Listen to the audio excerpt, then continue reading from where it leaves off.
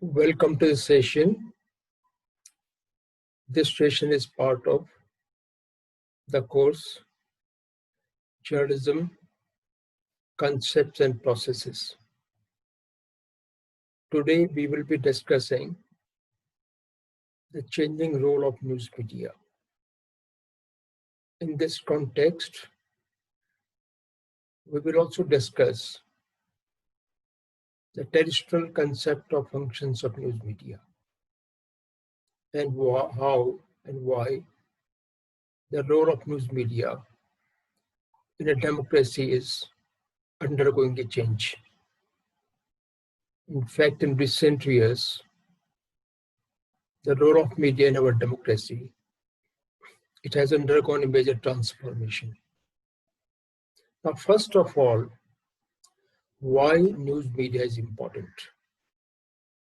Despite the fact that news media size is hardly 7 or 8% of the size of overall television industry.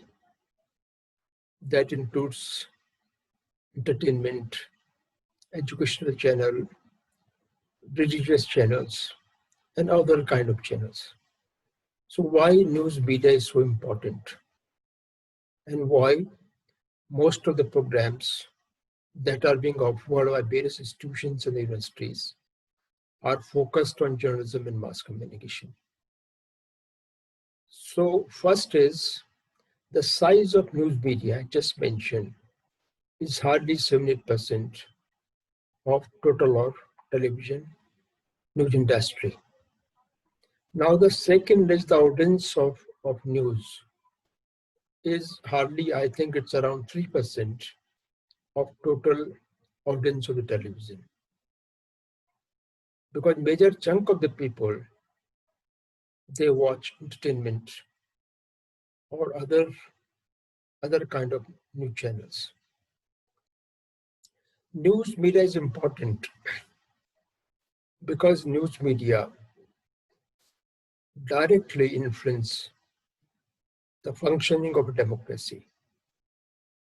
And even if a country is not democratic, news media is used as a tool of propaganda or publicity.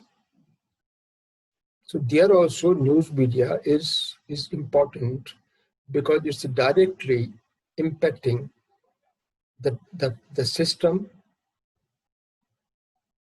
the way the system is working, the way government is working, and it has impact on the formulation of government policies and programs. Now, at the outset, I would like to mention that politics is nucleus of our life. It's in fact nerve center of functioning of our life in every sphere, whether it's political, economic, educational, cultural, social. The political leadership is in the core of management and functioning of a democracy or a system. Now, if you can influence politics, you can influence all the policies and programs, or in the way you can influence all aspects of our life. So that's why politics is very, very important. Politics is the nucleus. So I don't approve this attitude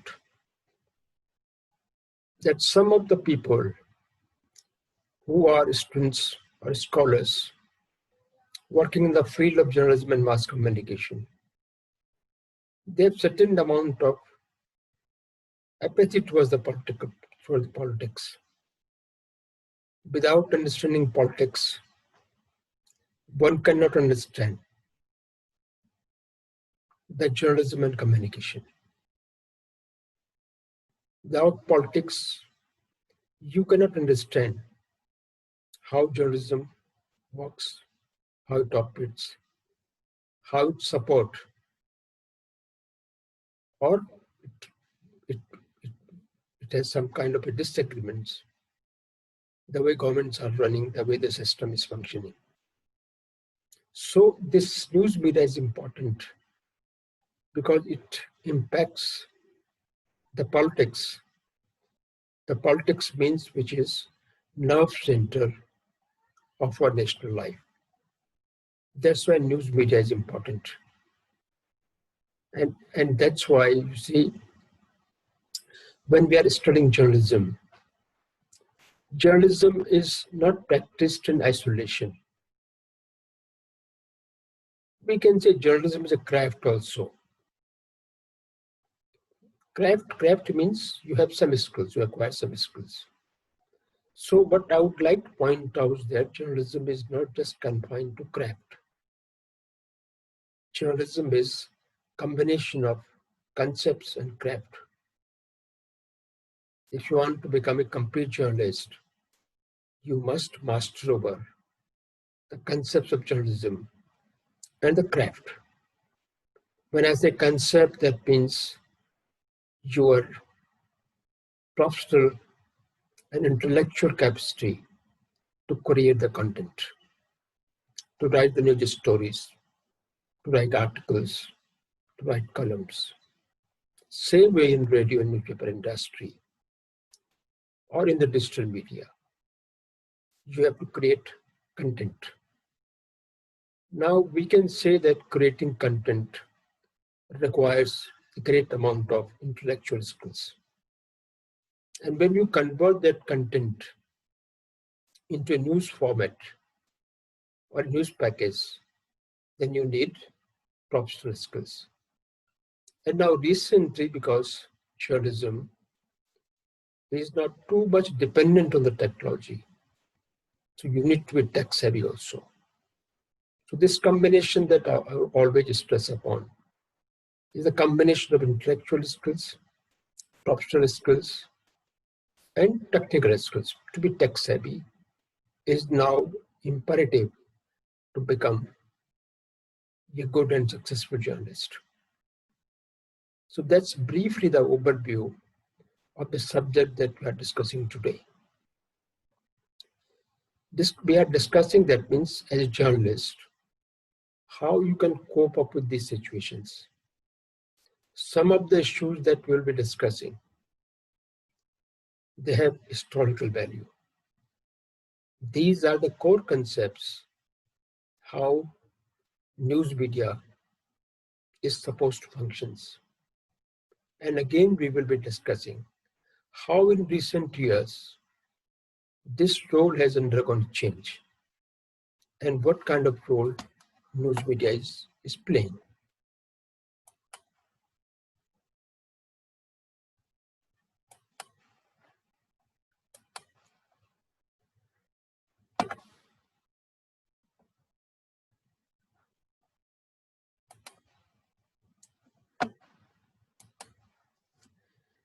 Now, as I have just explained, news media is cornerstone of democracy as a mediator between public and the government.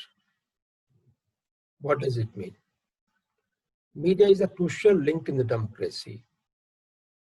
Media inform people about the policies and programs of the government. At the same time, media also expose, or media also point out, that means what are the deficiencies, what are the shortcomings, or even there's some corruption. That's the role of the media, to keep an eye on the government. And at the same time, media is also playing a role in informing public about the policies and the programs of government. It's informing public also. So media in a way is plays very crucial role in democracy. It's a mediator between public and the government. Now we say the agenda. Initially, the point that we discussed in our last slide, media was a mediator between public agenda and we can say government agenda. A mediator between public agenda and the government agenda means public has some agenda. It's not well defined, it's not documented. The public has some expectations from the government. That's why public has voted that party or that government to power. So public agenda is that means what are the public expectations from the government? What public wants from the government? And in an ideal situation, government's responsibility to implement the public agenda. So in an ideal situation, which may be slightly utopian, the public agenda and government agenda should be one and the same. But in real situation, it's not so. There are gaps, there are deviations between public and government agenda. There may be some compulsion on the part of the government. Government may be forced to take some harsh decision, which may not be popular among the public. But because government has to run the country, government has to look after the economic policies, foreign policies, defense policies. So government has to take so many decisions which may not be very popular. So there are always some gaps between government agenda and the public agenda. Some of these gaps are legitimate. Some of these gaps are bound to occur. But in some cases, there may be where government is deviating what government is expected to do. It's not doing what it is supposed to do. That's where there is some kind of gaps between government agenda and public agenda. And as we discussed, that the role of the media is to bridge these gaps. There's a crucial role of media, terrestrial role of news media. In a democracy, that news media plays a crucial role in bridging the gaps between public agenda and the government agenda. Now we are coming to the third point. That means the agenda of the media. Because as theoretically we can say that media is simply an impartial mediator between government and the public. It has no its own agenda. But in recent years, after the commercialization of the media, and media now, in the race to optimize the profit, media has developed its own agenda. The big media, which we traditionally call the mainstream media, is controlled by the corporates. It's controlled by the big corporations, big business interest. So that media will always speak in favor of the corporate world. It's bound to defend the interest of the corporate world.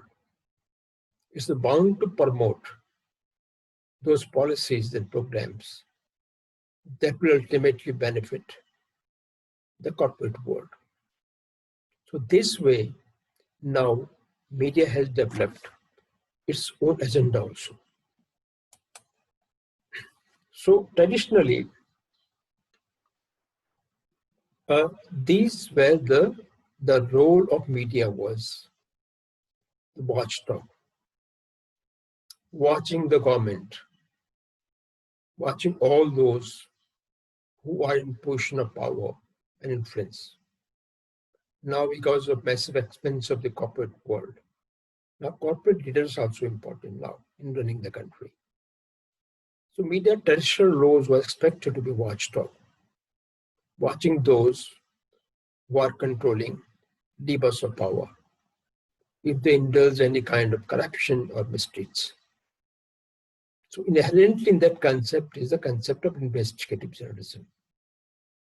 In nutshell, we can say investigative journalism is to expose corruption and misdeeds of those who are controlling the levers of power. So that was traditional role of the news media. Then so many other issues were also discussed. It's a lapdog, it's underdog, it's overdog.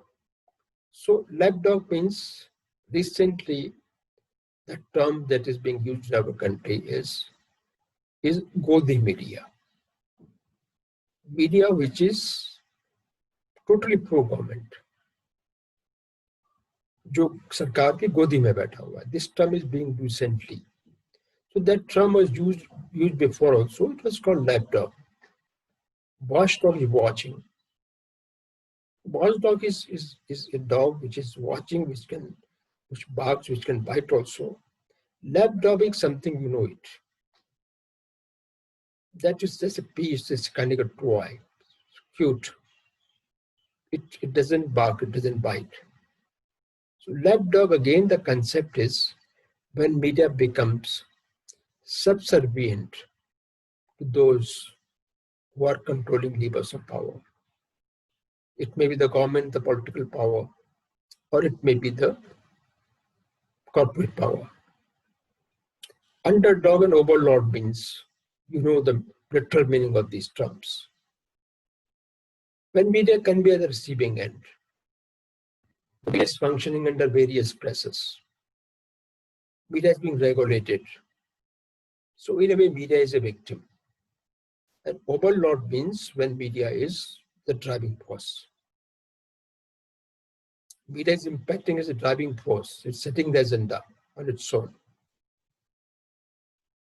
Media is reporting so many issues where government is forced to introduce change. In this context, during Gulf War, the term CNN effect was also used. CNN effect terms was used because CNN was reporting the war live from the war zone. And people were getting information about the war more quickly from CNN rather than the government sources. Even CNN was the main source of information of the government. And when some major events occur, government is forced to react. Government is forced to react despite the fact that government is not in a position, it has not collected all the information from its sources, its own agencies, its own intelligence agencies. So that's where media at times dictate the terms. So media can become a driving force. So in one situation, government is a driving force, controlling media, taming media, forcing media to work in particular direction. On the other hand, is a situation where media can be dominant force, driving force to set the trend or to set the agenda. Now, which we briefly discussed before, that the process of commercialization, because media in recent years, particularly after the emergence of this neoliberal economy and emergence of the huge consumer market, massive expansion of the advertising industry, media is largely dependent on the advertising industry. In fact, the newspaper that you buy for 2, 3, or 4 or 5 rupees, the cost of production of that newspaper is much more higher, maybe 30, 35, 40 rupees. That deficit is compensated by that advertising. Large number of news channels are not paid channels. So you are getting them free of cost. It's not really free of cost because it's the advertising industry which is financing. So in a way, we can say that you are being handed over to the advertising industry to sell their products. So that's how this dynamics works. Nothing is free as such. You are getting news free, but at the same time, you are being bombarded by various advertising messages also. you are getting influenced to buy some of the consumer goods, or at times you may be manipulated. But there are so many studies that means to what extent advertising actually is informing the consumer, and to what extent it's misinforming or manipulating the minds of the consumer and creating some artificial demand. So particularly in cosmetic industry, you can see the variety of the products. We cannot be sure that whether they are actually our need, our requirement, or we have been manipulated through aggressive pricing to buy these products. So that is where this dynamics works. That when you are getting newspapers as a very, very lower cost as compared to cost of production, when you are getting a news channel free of cost, then it's advertising industry which is filling the gap. So that is very, very important that now, because newspapers, they have their own agenda also to maximize their production. That's media agenda also now. Media also has its own agenda. So we have public agenda, we have government agenda, and now in recent years, we have a very, very clear-cut media agenda. So traditionally, the functions of the news media were education,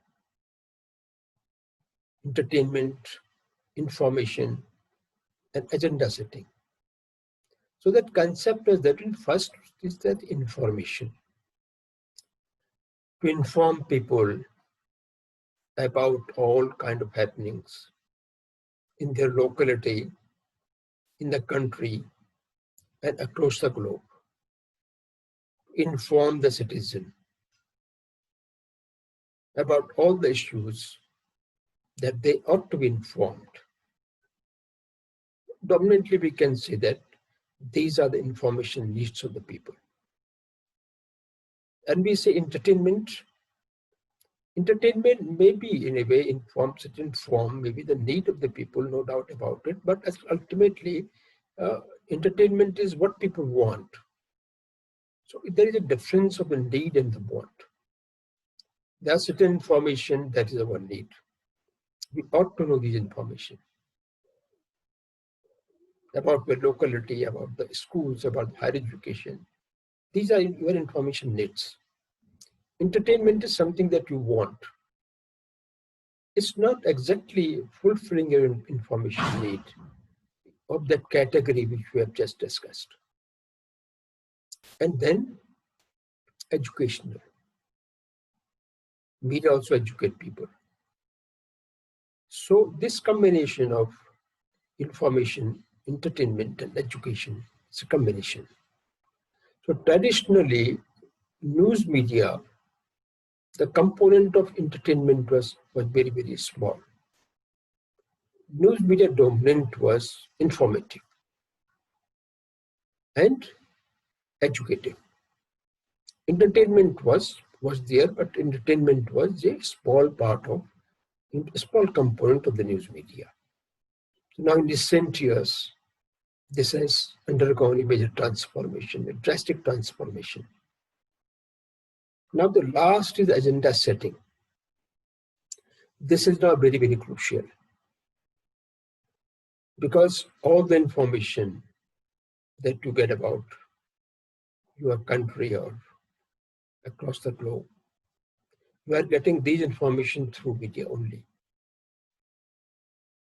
So what really is happening in the world, in the country, we are informed only by the media.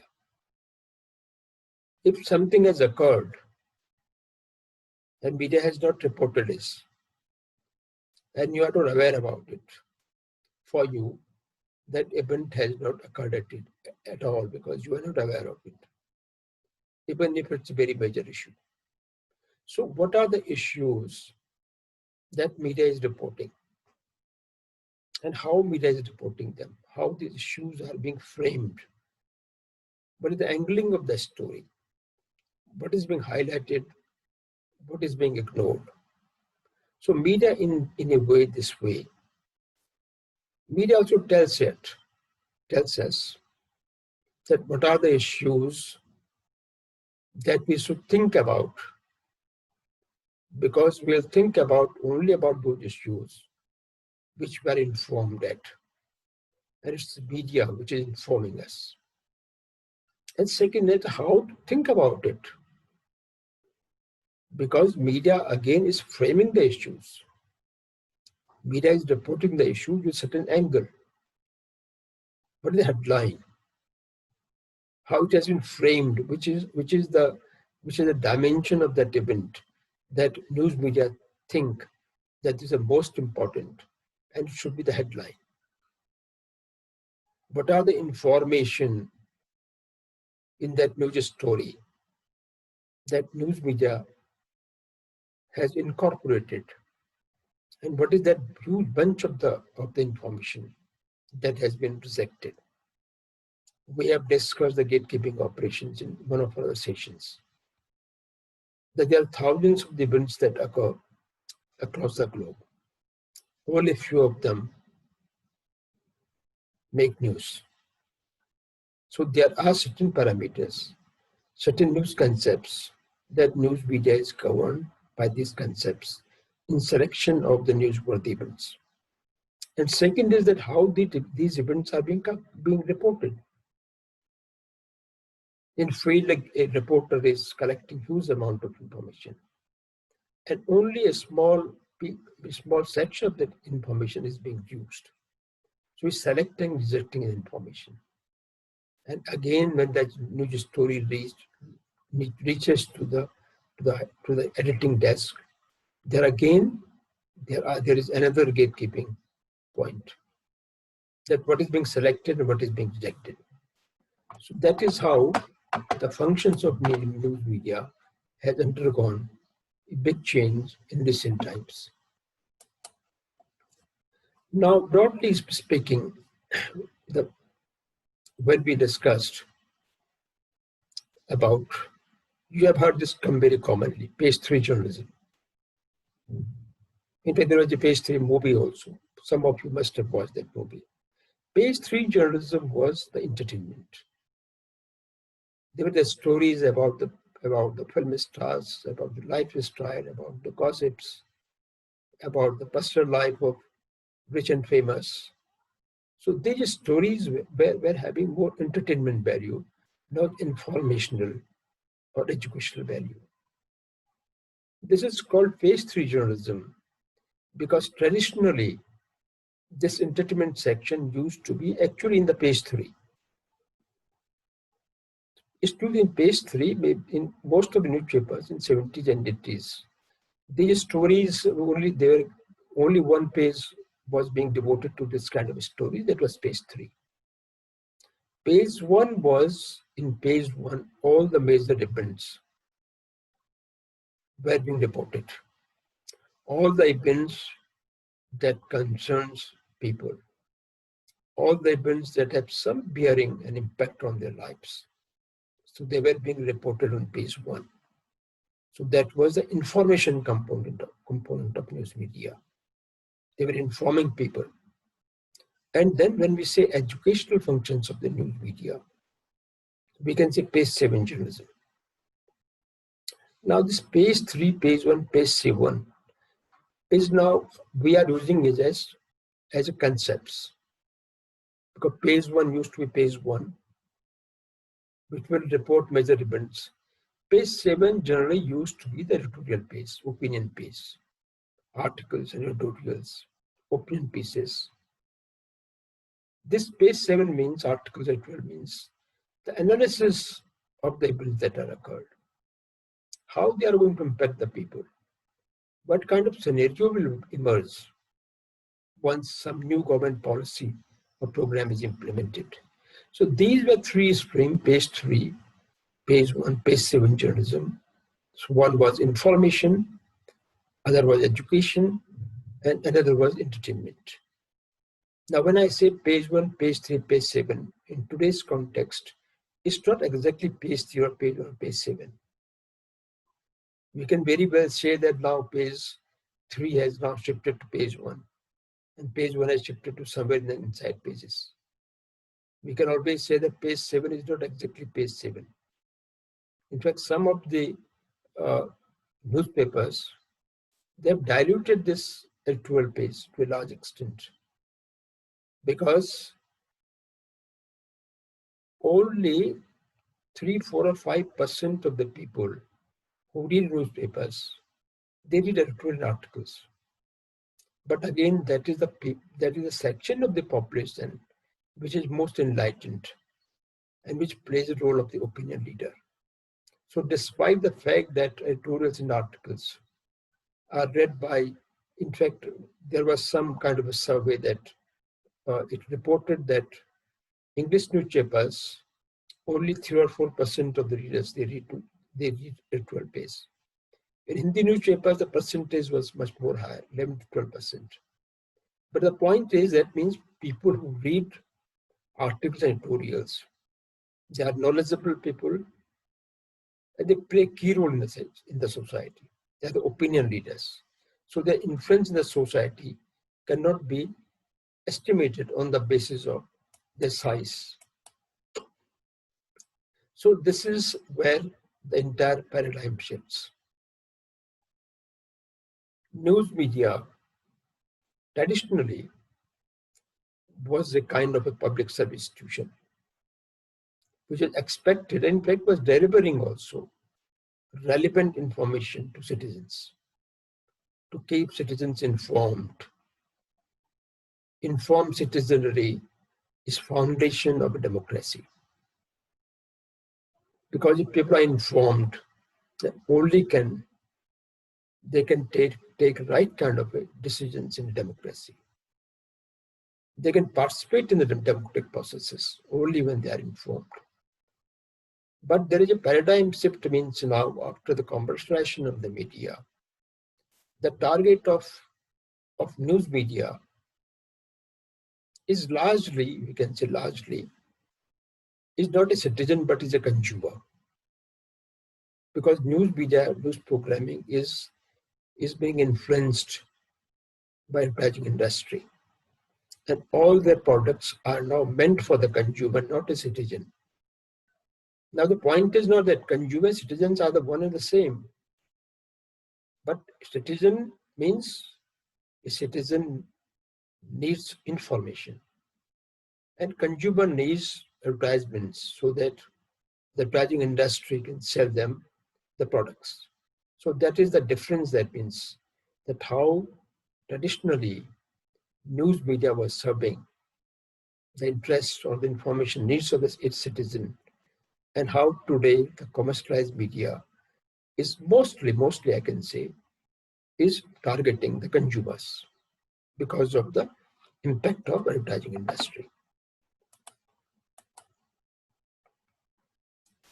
Now this is a kind of a, I mentioned the mixed up, that in today's context, the media role of informational, educational, and entertainment, it has been mixed up. It's very difficult to identify that this particular media product is informational, educational, entertaining. Now, one point we need to mention here, that every bit of news and information, it has all these three components. There is nothing as such which is purely entertainment. If you are watching a movie is produced only for the purpose of entertainment. But again, you are getting a lot of information also. If you are watching a movie of the Hollywood, then you are getting information about the American lifestyle, their social and cultural values, and so many other things. So that way, even movies are informational. Some of the news stories may be entertaining also. So this every media product is a combination of all these three. So it's informational, educational, and entertainment. But news, editorials and articles are dominantly informational and educational. And entertainment products are dominantly entertaining. In subtle ways, they may also be informing. So now the, the news, it has become a kind of a product, a kind of product of a consumer product that you have to sell it. That's how the very concept of news, it has undergone a change. In most of news organizations, news is packaged in such a way that it will attack the consumer. It is packaged. It's packaged the way any consumer product is packaged. So that is the major change that has occurred. And in today's context, it is very, very difficult to draw a clear line of demarcation that this particular component of that news media is educational, this component is informational, this is entertaining. So this kind of mixed up that we don't know where is page 1 journalism, where is page 3 journalism, where is page 7 journalism. Now this is brief history of journalism that we have in fact discussed in our session when we were discussing the history of journalism.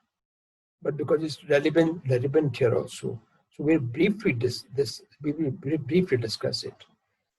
In pre-independence period, the news media was playing a missionary role. It was fighting for the independence of the country. Just after independence, our news media was focused on development and nation building. Then in 70s, there was the emergence of the professional journalism.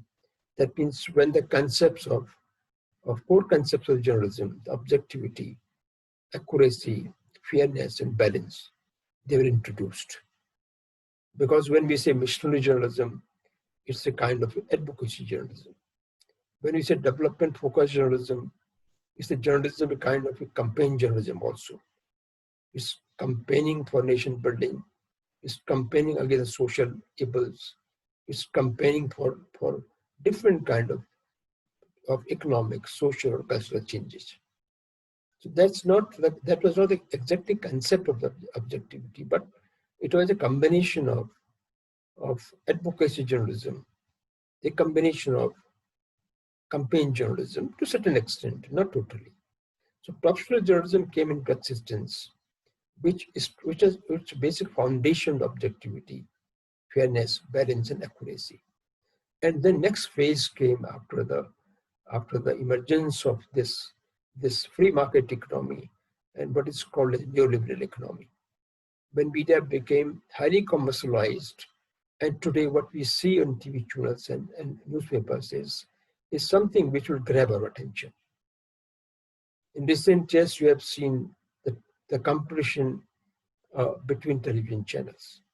The entire news programming is totally based on to grab the attention, to sensationalize certain stories out of context, so that a viewer is just start watching it. Now, it's not point whether the viewer he or she likes it or he dislikes it. The point is at that particular point of time, the stories of such nature that they start watching it. And the moment they start watching it, the market share goes up. Then this is traditionally, news has to be interesting, of course. You cannot report the fact that the way they are. It has to be made interesting. You should have a catchy headlines. Your intro should be interesting so that a reader is motivated to read the entire story. Now, first element is to make some story interesting, which was always there, nothing new about it. At times we dramatize the story also. The element of dramatization is introduced. And third is the sensationalizing the story. Sensationalizing means first label is to pick up some aspect of a news story which is very sensational in nature. And the second aspect is that when something is being reported out of context, If some politician or some minister has held a press conference for 1 hour, and he made some observations which has some sensational value.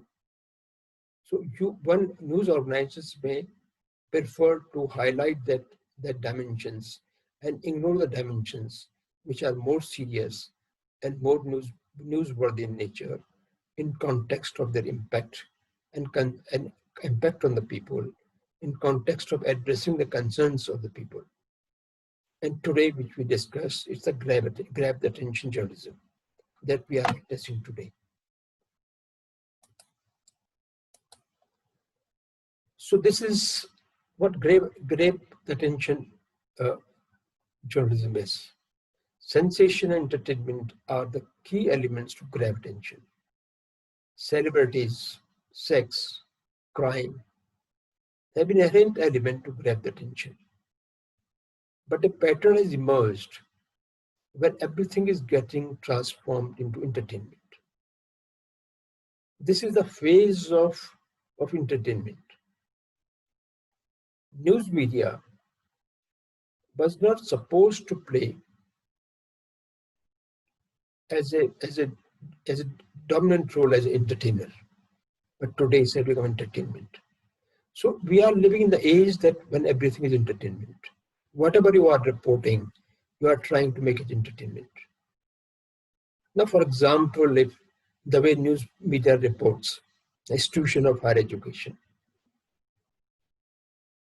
if you analyze any report about any new university, you analyze the stories, that what kind of stories are published.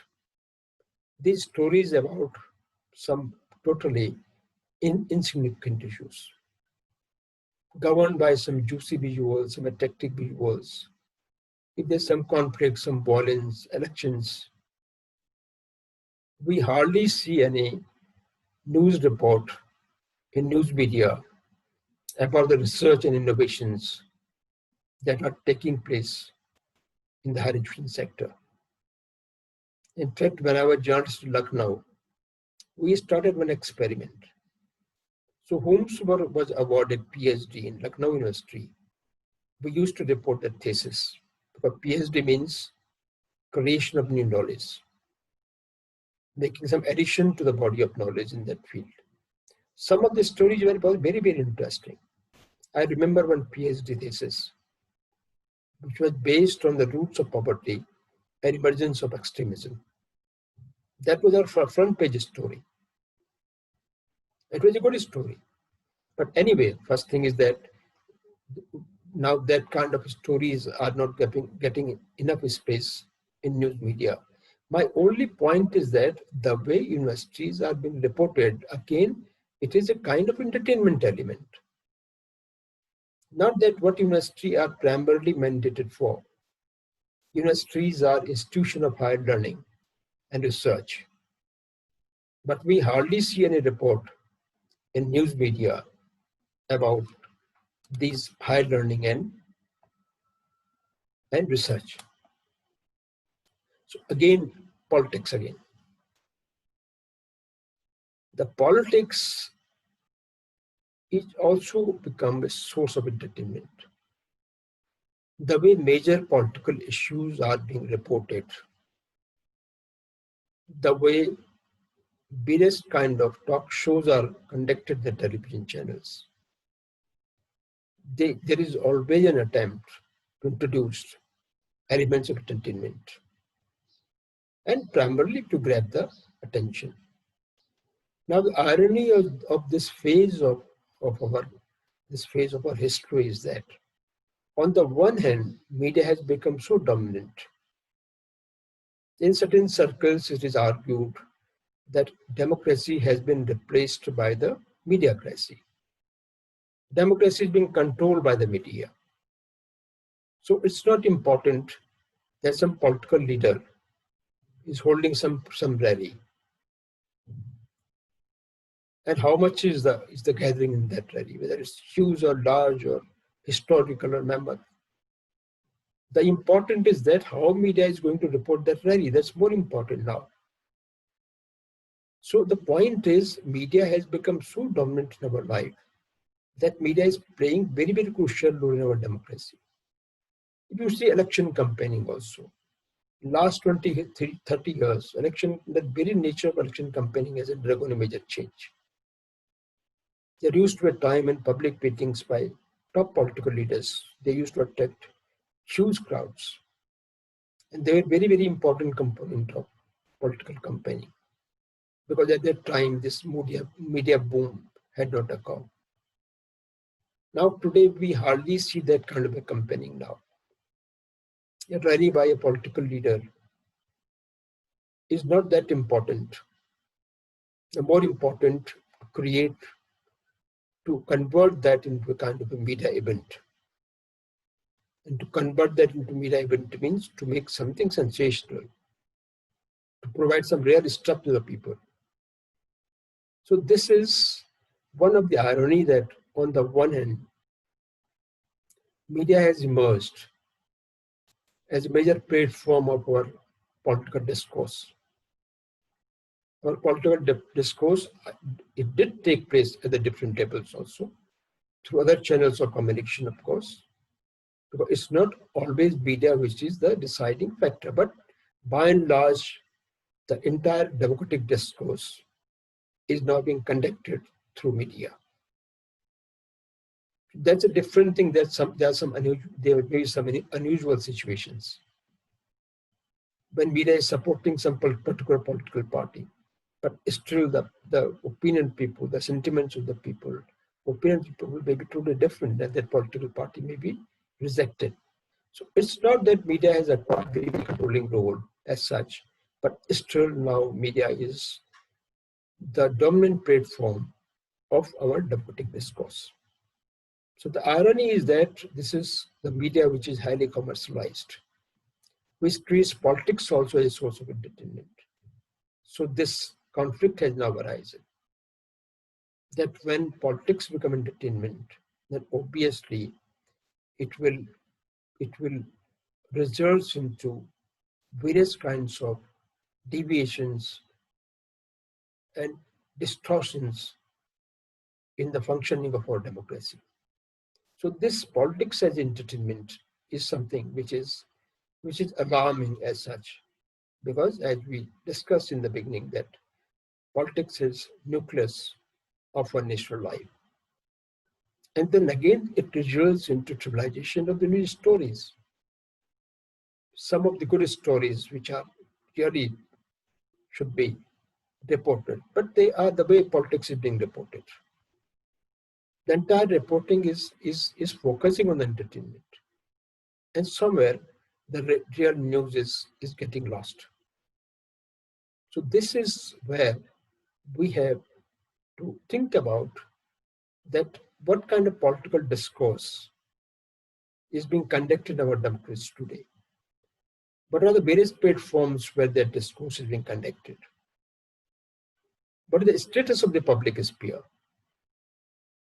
Public sphere where all the stakeholders in a democracy, they were expected to interact in that sphere.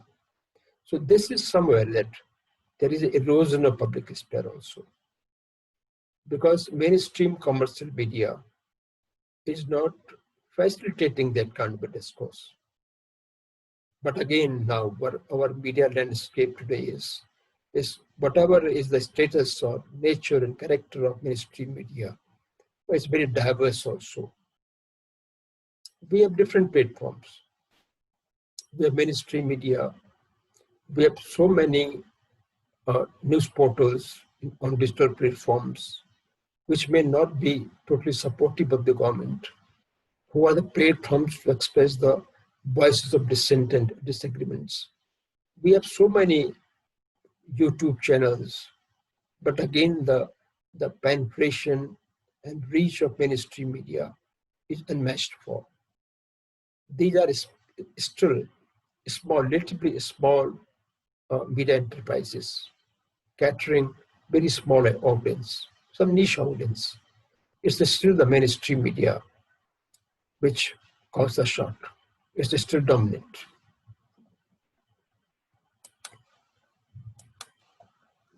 So, which we discussed in the beginning, that in a democracy we say these are the 4+ of the democracy: the executive, that is the government; the legislature, that is the parliament; the judiciary, that is the judicial system; and the press, the media. So democracy functions with these 4 foundations. That in ideal situation, executive is the government, and government is responsible to the parliament. Parliament means which is diverse. In parliament or in assemblies, we have representatives of the various political parties, where the issues are debated and discussed, and every political voice is heard. Judiciary, again, we have a constitution, and that constitution, we know that there is an important Supreme Court judgment that even government cannot change the basic structure of the constitution. We have fundamental rights in constitution. So whenever there is any violation of the fundamental rights of the people, we have the constitution, judiciary, to defend the constitution and to deliver the justice. And the role of media that we have already discussed. The 4th estate. And the state of the 4th estate, as of now, is not so healthy the way it was expected to. The 4th estate is now is no more a mediator between the government and the public. It has developed its own agenda. It has become commercialized. But again, I will repeat that at the same time, the media landscape is very diverse. It has great amount of diversity and plurality. There are different media platforms where all kind of distinct voices can be heard, can be expressed. But still, the mainstream media is most dominant. You see, the current phase of the history is the phase where the relationship between and among the 4 estates, executive, legislature, judiciary, and media, is undergoing a change. In fact, we have discussed the role of the media, but there were large number of incidents where even judiciary was subjected to some kind of the controversies. It was being debated. The independence of judiciary was being debated. So there are some factors when judiciary is also, in a way we can say, under cloud. It's not that dependent, but it is expected to. That's one of the dominant perception. So it is the relationship of these 4 states that supplements and complements each other to make the functioning of democracy effective and participatory. These are the different phases of transformation that occurred. These were the key elements that initiated or engineered the kind of a scientific and technological revolution. It was after the integration of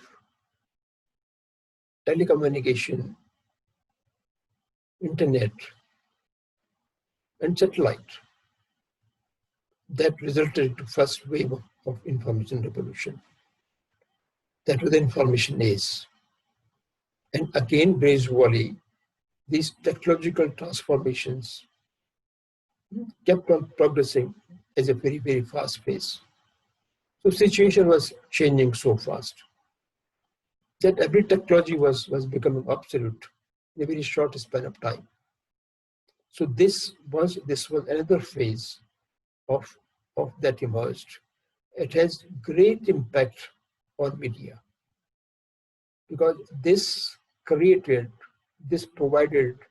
immense power to media.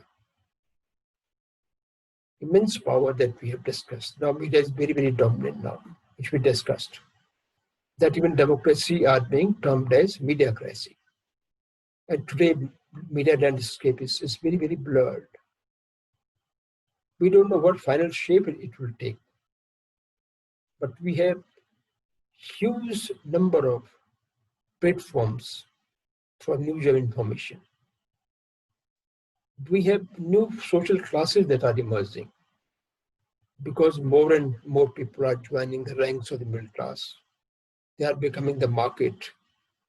More and more people are acquiring additional purchasing power. They are becoming consumers. So these social classes again are impacting the media landscape. Now this when I say blurred media landscape. So this is blurred because one is the emergence of infotainment. Second is the rat race for the market share, the way different media organizations are competing, specifically the television channels that we have seen, the kind of news programming that has resulted into because of this market competition. And again, because of all these elements, we keep on repeating it that objectivity, accuracy, fairness, balance, and sourcing of information to a competent source. They are the core concepts to maintain credibility of a news story. Now, in today's context, the credibility of media, it has drastically gone down. The consumer, of course, is watching television for much longer period. But we can't say sure that to what extent he still is believing that media. It may be entertaining for him, but I don't think that means it is somewhere.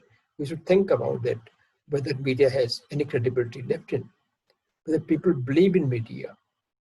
Because from personal experience, I can say that when we were the journalists during 80s and even till 90s, journalism was a highly respected profession. A journalist means a person who is intellectual, who is very well learned, who is well informed. And people will be curious to interact with a journalist because the perception is that journalist is knowledgeable, well informed. He can tell them about what is happening in the country, what is happening in the world. Today, my personal observation is that it's not the same now. A journalist is not respected that way. A journalist, whenever a journalist encountered a middle-class family, or if he's traveling in public transport, the moment he or she introduces himself or herself as a journalist, then there is a heated debate that is generated. People start expressing their anger. Now, despite the fact that some of the media outlets, they have the huge market share, they are attracting a lot of advertisements, but at the same time, the credibility and believability is going down. So some of the scholars, in fact, they have even termed this at the age of misinformation. That people are not informed but misinformed. So in fact, some of the articles were written, there may be exceptions, but one article I recently read, it said that why I don't watch television. So the author of that article put forward the same arguments that watching television is dangerous because we are getting misinformed. Our genuine priorities and preferences are getting distorted, are getting manipulated. Once I've come across a study, which may be exception, I'm not saying that is the dominant paradigm, but in that story was the Iraq war. That story somewhere mentioned that the people who are watching television more heavily, their understanding of the war was less than those people who were not watching television so extensively or so heavily. So people who are watching television more, their level of information and understanding is low as compared to those who are not watching television that much. These observations are made by some of the studies. So these are the observations that are worth of our attention. So this another element is that to what extent we are really informed and to what extent we are misinformed. To what extent we are being informed about the relevant issues, and to what extent we are a victim of being informed of totally irrelevant issue. That is something there is a line of demarcation. And you all have your own observations. You all are consumer of media in one form or other. So when you are uh, you are consuming these media products, be a little bit perceptive, a little bit critical. You must apply a critical thinking also, that why this is happening. That's very, very important for any journalism student or scholar. It was not only an journalism scholar, but for the common people also. Because now media literacy is something which is being talked about. There are a large number of institutions who have launched programs and campaigns for media literacy. The concept of media literacy is that to make people media literate so that they acquire skills to understand the media messages. They can understand the hidden messages, that what is being said is not enough. What is overt is not enough, but to also know what is not being said, what is covert. To understand that what are the issues that are being reported and what are the issues that are being ignored or not reported at all. So to what extent we are informed about the real issues that we ought to know about, and to what extent we are being informed about the issues which not necessarily we ought to know about. So great amount of distortion is occurring now. And now social media is also emerged now. Social media is full of all kind of news informations. Large number of fake news, misinformation, disinformation. So as a journalist, journalism students and the scholars, you have to be very, very careful that how to evaluate authenticity of these informations. Now, there's so many fact checkers are also there. There's so many videos and stories going viral, which are totally manufactured. So all these things are happening together. Fact checkers are also there. Some of the news channels or media outlets, they do some stories. There's some stories which has gone viral. They investigate that story through fact checker, and then they come out with a conclusion whether the story is genuine or not. So another last is that means the ownership of the media. Because on the one hand, media has become very, very colossal in size. But on the other hand, the control of media is now getting shrink to few hands. Some major players, more major corporations are controlling the media. The diversity and ownership in the media, it has gone down drastically. So this is another, that means some of the major players, the information giants, big newspapers, corporate control media, and now we have some of the global information giants, Amazon, Apple, Facebook, Google, Microsoft. They are in the news business in a big way. Some of them are the news aggregators. They are collecting huge amount of information about the citizens, about ourselves. Whenever we are connected to any social media platform, and whenever we have any kind of interaction, in Facebook, our likes or dislikes, our comments, these all informations are collected. And then their artificial intelligence, algorithm, they are very fast to analyze that information. They can make it out that what are our political preferences, what are our consumption habits, what are the issues that we are more interested in. Because our choices are now being tracked. So emergence of these media giants is something which is being debated now, because the major chunk of the information is now being controlled by these media giants. In fact, there was a controversy in the Europe now. In Europe, no newspapers can survive without using the Google News platform. One newspaper which withdrew from that platform, its revenue model was not sustainable. So every newspaper or news organization in Europe is now dependent on Google News because Google is paying them money for the content. In the United States of America, they have some trust laws. Some of these media giants like Amazon and Apple, they were subjected to an inquiry by some committee of American Congress for violation of these trust laws.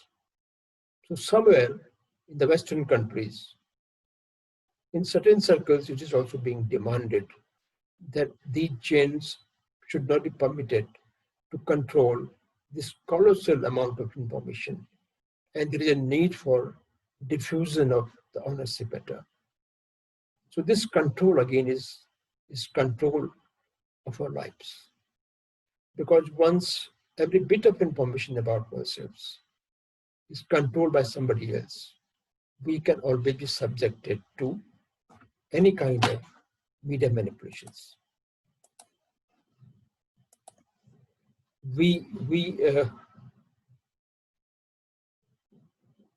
If someone is gathering that amount of information about us, for example, now in United States during Trump election, there was an organization, Cambridge Analytica, based in UK, which collected information from Facebook and then designed the election campaign for President Bush. It was a kind of a micro-targeting. Micro-targeting means for every segment, they worked out a different campaign depending on the preferences of that segment of the population. Now, for example, hypothetically, we can say that all these social media giants, all these information giants, they can focus, they can analyze the likings and dislikings of the people of the community of this university. So they know that this community is, say, around 30 or 40,000 votes. What are social media sites that they are accessing? What are their likes? What are their likes? Which news portal they are studying? Which newspapers they are studying? Which article in that newspapers they are studying? They are gathering all these informations. So once they have that kind of data, it's very, very easy for them to work out a campaign strategy which will easily influence us. So that's where the new scenario is emerging. In fact, one of the host historian, he has written a book, and he has used one terms that we are heading towards a kind of a digital dictatorships, when few global information giants will be in control of the entire world. So I'm not saying that exactly this will happen, but that trend is worth our attention. We must study it. So in today's media scenario, is very, very complex, is very diverse, is very, very blurred. So many technological transformation are taking place. Emergence of artificial intelligence and these algorithm which can analyze huge amount of information within few seconds. So today we are in the history, we are totally in the new situation that needs a great amount of our study, that needs great amount of skills in skills that we are able to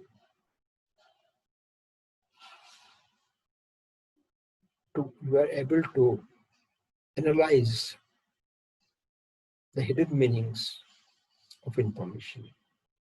We can analyze what can be information, what can be misinformation, what can be disinformation, and we have to acquire great amount of skills in critical thinking. So we will conclude here. Thank you very much.